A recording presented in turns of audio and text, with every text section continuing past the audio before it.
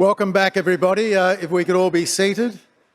It's great to hear the level of discussion taking place in the room, both inside and outside around the auditorium. Networking and meeting your colleagues is at least 50% of what the Leaders Summit is about, so I'm pleased that everybody's enjoying each other's company. Another aspect that I need to bring everybody's attention to are our sponsors. If we don't have their support, we can't create events like this with premier catering, facilities, services and what have you. So I do ask you that you do take time and go and see our sponsors. If they've supported us, it means that they are successful businesses, which means that they are also delivering services for a large number of clients. We often say within DCM that it appears to us that the suppliers have more knowledge and wisdom about certain areas of aged care or retirement living than the actual operators, and that's obvious because they see many different suppliers and operators at different levels and see how they operate. I'd also like just to mention, if you're wondering why we have this fine furniture on the auditorium, on the podium, is because Crown Furniture every year provide us with their furniture, a fine Australian company. All the manufacturing's done here in just about 30 kilometres from here. Interesting point about the war with Ukraine, they were one of the first companies to be hit because they get a lot of the timber for their furniture, which has to be light but extremely strong and sturdy, and much of it comes from the Ukraine. So they lost supply for about 6 months, but they still managed to deliver for the sector. So our first speaker after morning tea is Tracey Burton. Tracey is the Executive Director of Uniting New South Wales ACT. We're very pleased to have Tracey with us. While she's also the largest operator of aged care in the state, aged care is only one portion of her remit. She also has disability, she has homelessness, she has drug support, etc., etc., etc. But as she said, without doubt, the aged care sector is the one that requires the most of her attention from a day-to-day operations side. So she's kindly agreed to come and give us her thoughts on the aged care sector. Tracey.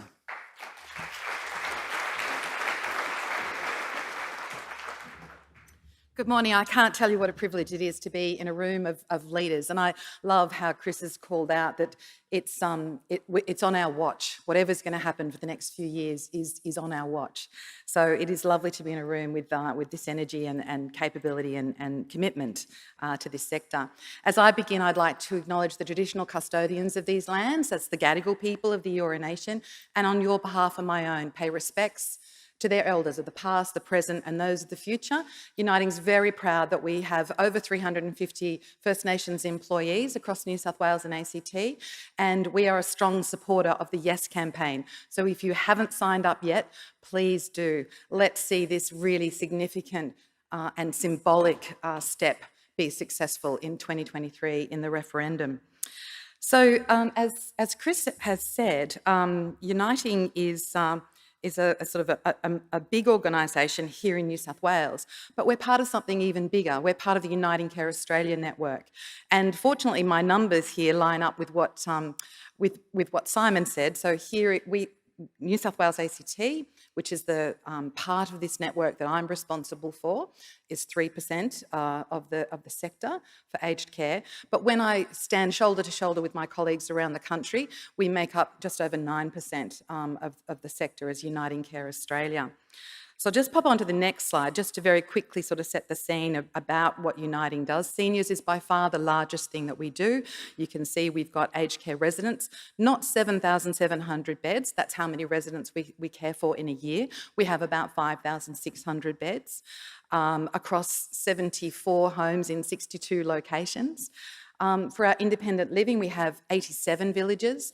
70 of those are registered RVs, and the others are rental villages, deregistered. They're our legacy villages. We have a large number of home care clients through CHSP and through home care packages in that number there. We operate the War Memorial Hospital here in Sydney, and You know, you wouldn't really design an organisation to do all these things, but we do these things because of our heritage. In the late 1800s, there was this incredibly generous and wealthy Presbyterian man who went to Scotland and saw this new model for looking after children whose parents could no longer afford to keep them, or orphanages, basically. So they built these beautiful new models of orphanages, which were home-like. It's called, his name was Burnside, so the Burnside legacy. And how we came to be in aged care and in early learning, we have 50 early learning services across the state. The congregations of the Uniting Church, incredibly active. They saw a need in their community, they did the fundraising, and they built the nursing homes 40 plus years ago. They built the early learning services. And then in the DNA of the Uniting Church, who is our founder, is social justice. And so when the medically supervised injecting centre needed to have a home, when Bob Carr got brave and took a big social policy step there, the church put its hand up and said, we'll do that. So off the medically supervised injecting centre, we are a loud advocate for drug law reform. We were the first enterprise in the Southern Hemisphere to have a social impact bond. So we play a lot in this space because of our heritage. So some of the big things we've been doing recently as Uniting in the last few years, in our residential aged care, we've actually adopted the household model. We haven't got it into all 74 of our homes yet, but we've got it into most. And what that means is a bit like what the Royal Commission called out in terms of small congregate living. The economies of scale wouldn't allow that to be multiple houses, but it allows us to have households of about 20 residents inside each of our homes. So that's sort of been our big move there. I'll speak a little bit more about our move with responding to regional need. In home care, we've had a technology-led change, a transformation in our home care delivery, working in partnership with Care actually. And so this is about getting the team as close as possible and empowering the team to sort things with the residents and the people who love them, the clients and the people who love them. So we've been doing some work on what we call the neighbourhood model. Assisted living, I'll talk a little bit more about. Affordable housing for seniors, that the legacy RVs that we have, we've increasingly turned those into rental, affordable rental. And uniting with a number of other collaborators in this room, in 2019, we heard the call from government, from providers, really the need that we couldn't have 7 peak bodies representing aged care services and all sort of having competing voices and sometimes different voices. So Uniting and a number of other providers really called on particularly the then AXA, LASER and the Guild to sort of come together and make a change. We facilitated an independent workshop in Melbourne in early days of 2020, and we all know what happened soon after that, and it led to the AACC, and then ultimately we can see ACPA forming and coming together today, and we see this as such an important thing. We have Tom there, who you're going to hear from as a new Chief Executive Officer, able to reset relationships, able to reset the approach. We've got to give him time to build the bench strength of his team, we've got to prioritise, but he is absolutely pivotal in working with us to actually reset the relationship we have with the government, with the community. We've lost so much trust, so we must rebuild trust, and we think we can do that much better if we're a united sector, and having ACPA there to do that is really important. So, yeah, it's yet to be seen how well all of these moves that we've been making these last few years, we started the household model well before the Royal Commission, in fact in 2016, but it's, it'll be interesting to see how our moves will set us up for success.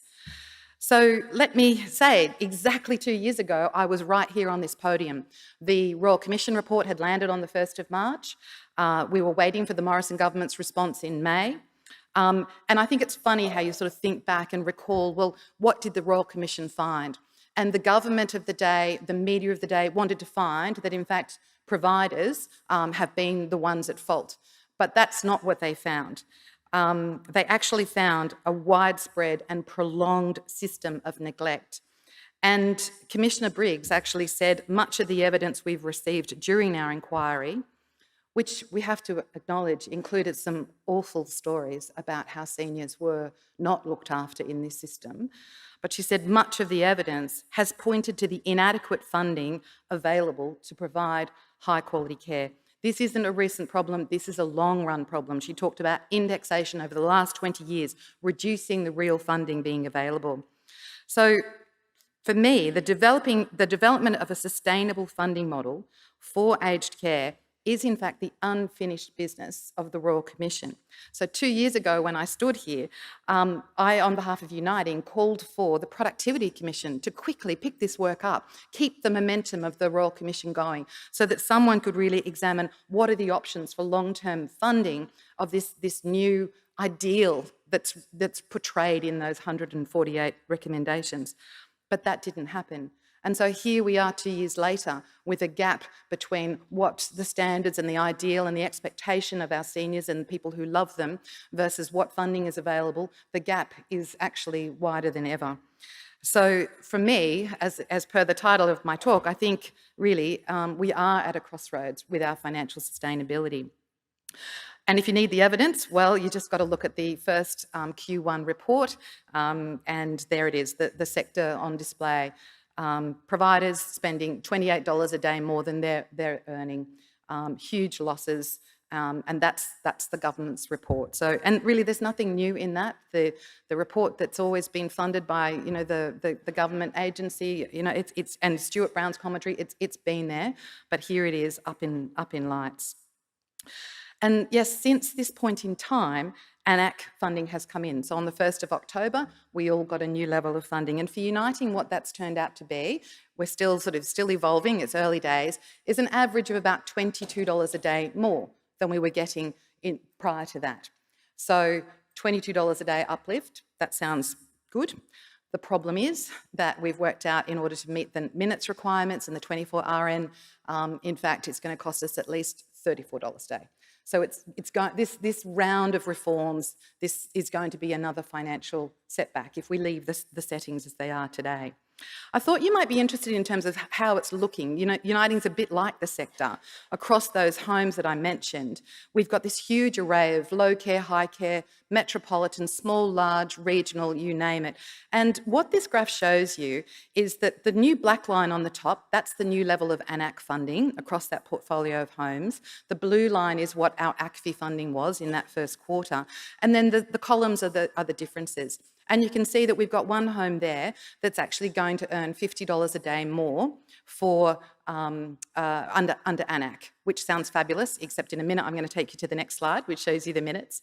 Oh, sorry, I'll just go back if that's okay, Bronwyn. So we've got this huge array of winners and losers. Really significant disruption to what we're going to see in the P&L of every single home. It's going to be interesting when Stuart Brown published the next report, how is that going to go in that per home analysis. And so down the far end there, you can see that we have some homes that are going to earn less under AN-ACC, and those homes, 2 out of the 4 in the red have been invited to apply for transitional funding. The other 2 haven't. One that's about halfway up's been invited, so we're not quite sure about why that is, but we're learning and finding our way. So you can see the level of disruption and change that's coming with this very significant funding reform. The next slide shows you the minutes.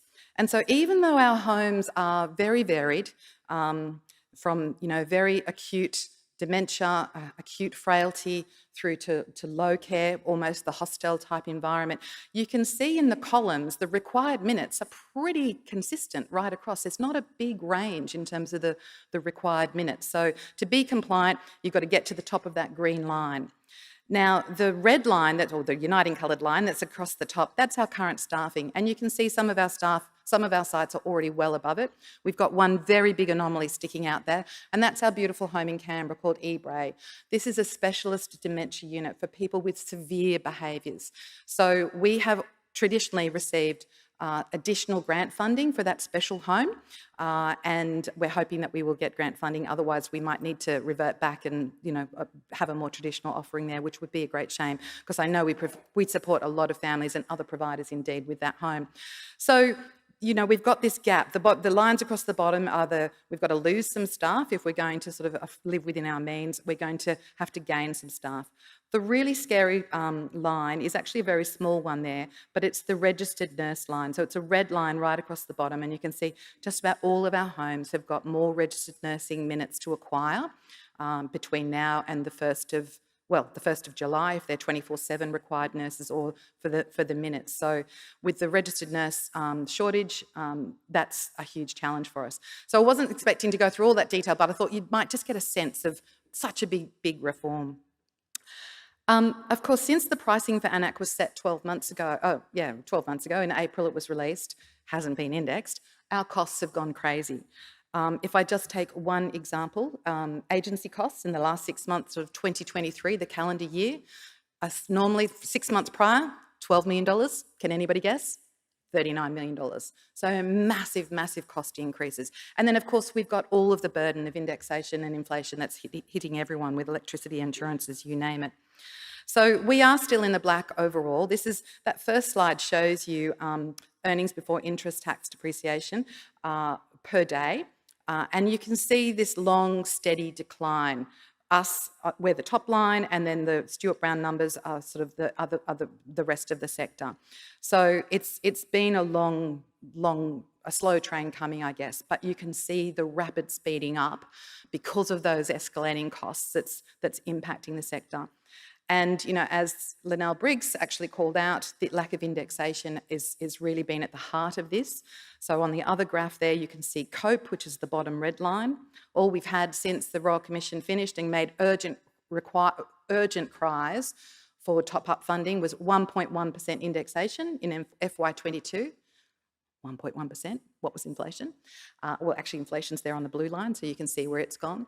And then just for this financial year we're in, we got 1.7% indexation, but only on the first quarter. ANAC has not been indexed. So the squeeze is very much on. And yeah, we've got potentially more squeeze coming towards us if the government doesn't fully fund the impact of the new award increases that the Fair Work Commission has just recently granted. So don't get me wrong, we absolutely believe that frontline aged care workers need additional funding, and we are committed to making sure that every single dollar we receive for that funding is used for employment costs. There's been some rumours going around that some providers are planning to use it for budget repair. No, our workers do need an uplift. Our workers don't need the full 15% because we have always paid above the award. We've been trying to increase wages for our aged care staff as far as we could afford to do for many years. But nonetheless, there is still some significant repair and recognition of the incredible work that they do for seniors. So this incredibly welcome commitment where the government has said that they will fully fund what the Fair Work Commission provides is absolutely wonderful. By the middle of the year, there'll be over $1 billion in the pockets of aged care workers, and that is just the most wonderful thing that has been a long time coming. Because I think how we've come to be here is, as we as large employers have been squeezed by a lack of indexation, we've passed that on to our workers through our, sorry, we can't afford to pay you. We can't afford to pay you more than 1 or 2%, while the rest of the market, like Bunnings, was probably doing the 3s and the 4s for many years. So, we do have a way to make up. So we are, very much interested in making conditions better. But of course, there's a lot of risk there. We have $93 million worth of accrued liabilities on our balance sheet just for our aged care workers today. So on the 30th of June, that balance sheet has to be revalued by, I'd say, at least $10 million. We're still waiting to get the details. So it's critically important that as it's worked out by the department, by the government, how they're going to fund the 15% uplift, it's really important that they do it very carefully and hopefully in collaboration with the sector. So what does this long-run underfunding sort of mean? Well, for Uniting, it sort of goes exactly to Chris's point. It's been a capital freeze. When I first arrived here in 2018, we were rebuilding our homes, this beautiful legacy of homes that we'd got from 40 years old plus. This is our home in Gerringong. This week I was in Wantama in Orange, a home that was rebuilt 6 years ago. It's got the household model. And I tell you what, I think I saw aged care as we could all hope it should be. The lounge room in every household was decorated in accordance with what those residents want. They all had their own bedroom and an ensuite. There was beautiful light and sunshine. That's how aged care can actually be. But sadly, you can see from this graph, so this is what we have spent on residential aged care capital. On this graph, it's gone off a cliff. We have got a capital freeze happening because we couldn't afford to keep rebuilding our older homes. And so what it looks like is this next photo shows you that in 2019, I went out to Emu Plains and I did my first sod turn for a residential aged care home since I'd been the CEO, and it was my last. That beautiful home is now completed. It opened last year. It's a lovely place for seniors to be cared for and have the best life that they can choose. But sadly, I don't have another sod turning booked. So we've got to find a way to turn this capital pipeline back on. In fact, not only are we not building them, we have indeed closed them. And I'm not sure about you, but I feel like there are closures happening around us quietly. Responsible providers make sure that their residents and their staff have somewhere to go, and then they quietly close. And if they're not closing, they are taking out these awful 4-bedded rooms and turning them into doubles, at least to try and provide some level of dignity and respect to our seniors. So ultimately, I think the sector is contracting. I would be stunned if the FY23 reports don't show that we have contracted. And I think the hospital system would be enormously concerned. Here in New South Wales, there's already a couple of local health districts reaching out with the bed blockage issues that they have, desperately asking us to find new capacity to help unlock that. So have we been, and sorry, this is another implication. Thank you for taking me forward. The next implication is that we had started to lean into the need for regional services to find a new home. Consolidation, it needs to happen. And we've actually taken on 7 homes in the last sort of 2 years or so, and we've paused. We don't feel that we can actually keep taking on more and more regional homes at this point in time with the state that we're in and the stretch that it creates. We've got a lot of people to look after at Uniting. We don't want to compromise people in our care by trying to overreach and do too much, so we have paused. So that's rather sad, I think. So the question is, I guess, have we been crying wolf as a sector for the last 5 years in saying there's not enough money here? I don't think we have. I think we've been pointing out that we're on a path to unsustainability, and it's really important that we address that path now. Because as Chris said, it's going to take 5 to 7 years to get the pipeline back on again across the sector. The funding gap now, however, is so large, these numbers just really surprise me, that I don't think there's any government that can afford to correct where we've gotten to over 2 decades or more of funding inadequacy. $330 a day, that's our average revenue now that we've got the AN-ACC funding built into Uniting. $330 a day. The ATO lets you claim more than that if you just want to have a night in Sydney as a business expense at $330. If you were in a medical ward in a hospital, it would be more than $800. That's the world I came from, and I was shocked to see the level of revenue into aged care. This is the one that really blows my mind. I couldn't put the $920 up there because a $28 number in lights, but the highest level of 24/7 care in a disability-supported independent living home is $928. Plus 75% of the pension to help pay for their daily living. It's interesting that in RAC it's 85% and $300 a day or less from the government. It feels like it's ageism at work, and it certainly is social and financial policies at the wrong place. So we know that we know that aged care is already a really significant cost to the government. It's budgeted to cost $27 billion this year, rising to almost $35 in a couple of years' time. But no one's actually done the work, the economic modelling, figured out how are we going to find a sustainable funding source to have the aged care system we want. The work that's coming with the Independent Hospital Pricing Authority is really, really important. But it's really urgent as well. And unfortunately, what they're doing at the moment is they're costing the care we deliver today, which is the rationed care. They're not costing what it will take to actually deliver the vision of the Royal Commission, the new standards. But anyway, it's a really good start.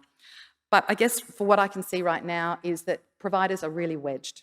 We are wedged between prescribed inputs right down to the skill mix and the minutes and standards prescribed. This is what you must do. And then the vast majority of our funding is here, it's capped, and it's not adequate. So we are really, really wedged, and it's urgent that we find a sustainable solution to that. And the department might think that we've got administrative savings to make, or that perhaps we can put our prices up as long as, somebody approves it if it's above $550,000, but I don't think that's going to get us there. We are wedged. We are being wedged into a choice between being non-compliant or potentially taking ourselves towards insolvency. So it's not a place that we can stay. But please don't call me a whinging provider, right? People who know me know that I really like to find solutions. So I'll do my best to quickly point those out. I really think that Australia can have the aged care system that it deserves. And in seeking to make the world a better place, we've been doing a lot of what Simon's articulated there. I've got some photos here. We've been building integrated seniors communities. In fact, our one at Westmead's got its very own version of aged care for 4-year-olds. Oh, yeah, people old home for 4-year-olds, that one. We've got an early learning centre embedded in there as well. We've got assisted living coming in, and we are converting our retirement villages to rentals, so the older ones to rentals. So we are offering in different solutions. But I think no matter what, we're always going to need residential aged care. So we're going to need more of it. Even if we can drop the length of stay, as Chris has suggested, we will need more as our community ages. So it's really important that we find a way to fund that. Taxpayers currently fund 75% of ageing, and their share of the bill has been going up and up. And I think it's time really to grab Plan B, however you call it, to really pursue those consumer contributions. In his 2020 study, Michael Callaghan found that in superannuation, to make it work, people actually have to spend it. You can't just leave it sitting there. And he found that most people are actually passing away with their superannuation balances, their wealth intact. So that can't work. We have to actually unlock that. Superannuation was invented to give people dignity in retirement. And that doesn't mean only people who are not in residential aged care. So we need to actually untap some of that wealth for people of means to help unlock this. And there's some ideas that have been flowing around. Here's just 4 on the screen. I think Grant will take us through those. But, having settings like the means test based on $186,000 value for your house, that is such a crazy number these days. It's just hard to imagine where you'd find a house or anything for that price. Increasing the lifetime caps. So people of means, we're not talking about taking hundreds of thousands off people. We're talking about, tens and 20s and $30, just a $50 a day additional charge towards something like basic daily fee, $20,000 a year by the recipient. That would create $2 billion of additional revenue into the pot. So we could do better aged care for everyone. So these levers really have very significant payoffs, and we really have to start the debate to get them going. While I've got the stage, I will also make a beg for looking at the reforms as they go. And I'm delighted that the Inspector General's office is going to be looking at the impact of them, because there are unforeseen consequences coming to light. In a worldwide shortage of nurses, not recognising the skills of enrolled nurses, it doesn't help. Actually pursuing clinical outcomes to the degree that we turn our aged care homes back into hospital-like wards and lose the fact that they're a place where people live and want to have the life they choose, it could be an unintended consequence of how the reforms are being implemented. So stopping and pausing and saying, is this what we thought would happen? Is this the very best use of every dollar that we've got? Is what we're really looking for as the next step. And I think on that note, I really have to stop. Sorry, Chris, you haven't dragged me off. But I think in closing, the scene is set. The Albanese government has committed to fixing aged care. The community cares about aged care, having seen what we've been through with COVID. We are the leaders of this time. So let's lead in and have these conversations and shift the dial so that it is, we are able to save the gap, close that gap, and seniors get the care and the life that they deserve. Thank you.